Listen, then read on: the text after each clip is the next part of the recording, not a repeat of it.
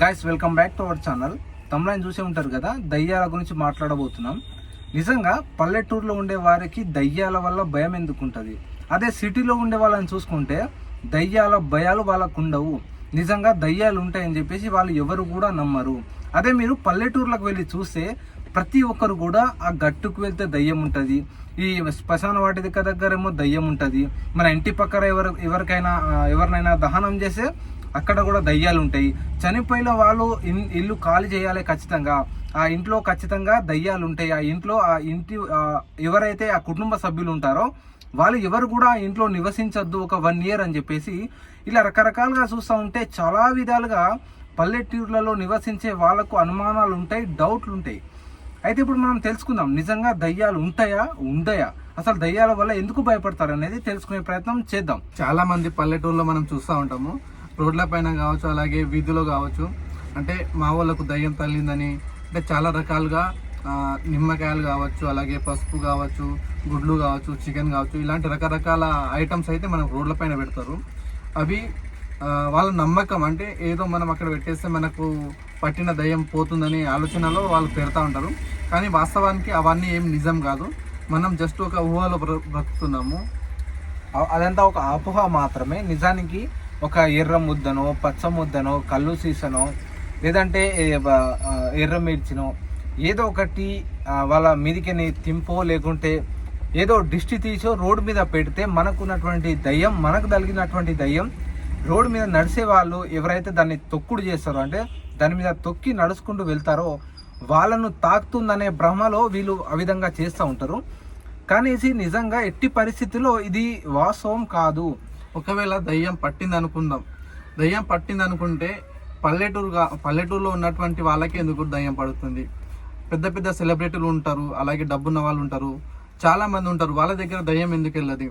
అంటే కేవలం పల్లెటూరు వాతావరణం మాత్రమే దయ్యం ఎంచుకున్నదా? అంటే వీళ్ళు అమాయకులు, వీళ్ళని పట్టేస్తే ఏమన్నా చేస్తారు, ఎంతకైనా దిగజారుతారు, ఎంతకైనా ఖర్చు పెడతారని అలా అనుకుని దయ్యం మన వెంబడ తిరుగుతుందా?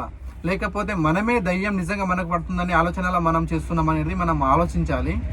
నిజంగా చెప్పాలంటే అసలు దయ్యాలు మన వెంబడి ఉంటాయి, దయ్యాలు మనకు తగులుతాయి. 12 గంటల రాత్రి, 1 గంట రాత్రి మనం బయట ఉండద్దు.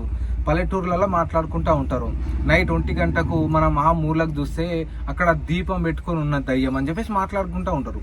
నిజంగా ఈ దయ్యం అనే పదాన్ని కనబెట్టింది ఎవరు అంటే పల్లెటూర్లలో ఉండే వాళ్ళు, అంటే వాళ్ళ పూర్వీకులు ఎవరైతే ఉంటారో ఆ పూర్వీకులు వాళ్ళ వెనకాల వాళ్ళ కొడుకులు కావచ్చు, వాళ్ళ బిడ్డలు కావచ్చు, వాళ్ళతోనే చెప్పిన విషయం ఏంటంటే అక్కడికి వెళ్తే దయ్యం ఉంటుంది, అక్కడికి వెళ్తే భూతం ఉంటుంది, ఆ ఇంటికి వెళ్ళకు, ఆ శ్మశాన వాటికకు వెళ్ళకు, ఆ గట్టుకు వెళ్ళకు, ఎవరికైనా దహనం చేస్తే ఆ ప్లేస్కు కూడా వెళ్ళకు, చనిపోయిన వారెంబటి కూడా వెళ్ళొద్దు, చిన్న పిల్లలకు దయ్యం పడుతుందని ఆ అపోహను కూడా కలిగించారు. దీనివల్ల వాళ్ళు పెద్దగైన కొద్దీ వాళ్ళకు భ్రమ అనేది ఉంటుంది. నిజంగా మా నాన్న ఆ రోజు అక్కడికి వెళ్తే దయ్యం ఉంటుంది, ఆ గట్టుకు వెళ్ళొద్దు, ఆ శ్మశాన వాటికకు వెళ్ళొద్దు, ఆ మనిషిని ఆ రోజు దహనం చేశారు కదా అక్కడికి కూడా వెళ్ళొద్దు, అక్కడికి వెళ్తే కూడా దయ్యం ఉంటుంది, మన వెంబట దయ్యం తగులుతుంది అనే ఆ అపోహను, అనే నమ్మకాన్ని వాళ్ళ పిల్లల లోపు వాళ్ళు కలిగించారు కాబట్టి, వాళ్ళ లోపు నింపిరు కాబట్టి వాళ్ళు అదే భ్రమలో బతుకుతూ ఉంటారు. ఎటు తిరిగినా అక్కడ దయ్యం ఉంటుందనే ఆలోచన వాళ్ళలో ఫిక్స్ అయింది మైండ్లో. కాబట్టి వారికి అక్కడ ఉంటే దయ్యం ఉంటుంది అనే క్లారిటీ వాళ్ళకి తెలుసు. ఈ నిరంతరం వాళ్ళు పెద్దగైన కొద్దీ పెళ్ళి అవుతుంది, పెళ్ళైనాక వాళ్ళకు కొడుకో బిడ్డ పుడతారు కదా, వాళ్ళకు కూడా ఇదే ఆలోచన విధంగా వీళ్ళు ముందుకు తీసుకెళ్తా ఉన్నారు. సేమ్ అన్నం తినకపోతే దయ్యం వస్తుంది, భూచం వస్తుంది, ఇన్ని విధాలుగా చెప్పుకుంటూ వాళ్ళను అదే భ్రమలో బతికిస్తూ ఉంటారు. ఎప్పుడు చూసినా దయ్యం ఉంటుంది, భూతం ఉంటుంది, ఇవి చెప్పుకుంటూ వాళ్ళ మైండ్లో ఫిక్స్ చేస్తుర్రు. తరతరాలుగా ఇదే వస్తూ ఉంది కాబట్టి నిజంగానే దయ్యం ఉంటుందేమో అనే అపోహలో దయ్యం ఉంది అనే ఆలోచనలో మనం బ్రతుకుతున్నాం. నిజానికి దయ్యం ఉంటే దయ్యానికి తెల్ల చీరనే ఎందుకు ఉండాలి?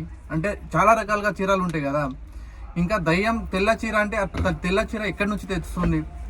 నిజంగా తెల్ల చీర కట్టుకొని దయ్యం ఉంటుంది, అక్కడ తెల్ల చీర తెల్ల పంచ కట్టుకొని అక్కడ నిలబడ్డది, నా ముంగట ఒకటేసారి వచ్చి ఇట్లా అన్నది, కుక్క లెక్క ఉరుకు వస్తుంది, లేకుంటే గాడిద లెక్కనో దయ్యం లెక్కనో, దయ్యం కాదు కానీ మళ్ళా ఆవుల లెక్కనో మనం చూస్తుంటాం. అంటే ఆవు రూపంలో వస్తుంది, గాడిద రూపంలో వస్తుంది, అంటే చాలా రకం. మన పల్లెటూరులో మనం వినే ఉంటాం కదా, చాలా మనిషి చనిపోయిన తర్వాత దయ్యం అనేది ఒక్కొక్క రూపంలో వస్తుందని అంటారు. అంటే దయ్యం ఇన్ని వేషాలు తిరగడానికి కారణం ఎందుకు? ఇంకోటి గాయస్, ఏదైతే మనకు పొద్దుననో ఆ మధ్యాహ్నం 1 గంట టైంకో లేదంటే 12 గంటలకో మార్నింగ్ 11 o'clockకో మనకు సుడిగాలి లెక్క గాలి రౌండ్గా తిరుగుతుంది.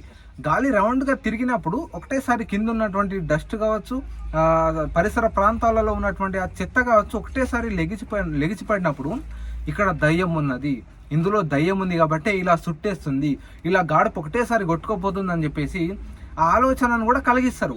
కానీ నిజంగా గాలి అక్కడ ఎందుకు ఏర్పడ్డది, గాలి అక్కడికి ఎందుకు వచ్చింది, ఒకటేసారి సునామీ లేక గాలి రావడానికి కారణం ఎందుకు తెలుసుకోరు. కానీ దయ్యమే దాన్ని సృష్టించింది, దయ్యం వల్లనే భ్రమలో బ్రతుకుతున్నాం అన్నట్టు. అంటే మనకు దానికి సమాధానం అనేది తెలియదు కాబట్టి ఎవరు చెప్తే అదే నిజమని భ్రమలో బ్రతుకుతున్నాం కాబట్టి మనం దయ్యం కావచ్చు అని భ్రమలో బ్రతుకుతున్నాం కాబట్టి మనం భయపడుతున్నాం. అయితే నేను ఇంతకుముందు చెప్పినా కదా, మన పూర్వీకులు వాళ్ళ కొడుకులకు చెప్పుకుంటూ వచ్చిర్రు, వాళ్ళు వాళ్ళ కొడుకులకు తరం మారిన కొద్దీ వాళ్ళ తరతరాల నుంచి చెప్పుకుంటూనే పోతున్నారు. కానీ అసలు దీనికి ఎండింగ్ పాయింట్ అని అసలు నిజానికి దయ్యం ఉందా లేదా అనేది ఎవరు క్వశ్చన్ చేస్తలేరు. అలాగే వాస్తవానికి అసలు నిజంగా దయ్యం ఉంటుందని ఎవరు కూడా శ్మశాన వాటిక దగ్గర వెళ్ళి అక్కడ పడుకొని అసలు అక్కడ ఉండి నిజంగా ఉండదని ఎవరు ధైర్యం చేయలేరు. ఒకసారి మనం అక్కడ వెళ్ళి చూస్తే నిజంగా ఉందా లేదా అనేది తెలుస్తుంది. కొందరు నైట్ పూట వెళ్తూ ఉంటారు, అంటే చేన్లకు కావచ్చు, అలాగే బయట ఎక్కడైనా ఏదైనా పనులకు పోతే, అంటే ప్రకృతిలో చాలా రకాలుగా శబ్దాలు ఉంటాయి. కొన్ని పక్షులు ఏంటంటే నైట్ టైంలో శబ్దాలు చేస్తూ ఉంటాయి. ఆ శబ్దాలు కొన్ని విధాలుగా ఉంటాయి. దాన్ని బట్టి మనము దయ్యం చేస్తుందేమో అని ఆ సౌండ్ దయ్యంతో కాంపేర్ చేసి చాలా మంది భయపడుతూ ఉంటారు. అలాగే కొంతమంది ఇప్పుడు దయ్యాలు నైట్ టైమే వస్తుంది, అంటే డే టైంలో పోతాయి దయ్యాలు, అంటే నైట్ టైమే ఫ్రీ ఉంటుందా? డే టైంలో వాళ్ళకు అంటే దయ్యం అంతా గొప్పదైనప్పుడు డే టైంలో రావడానికి ఎందుకు భయపడుతుంది? నైట్ టైమే ఎందుకు వస్తుంది? అంటే చీకటిగా ఉంటుంది కాబట్టి అందరు పడుకొని ఉంటారు.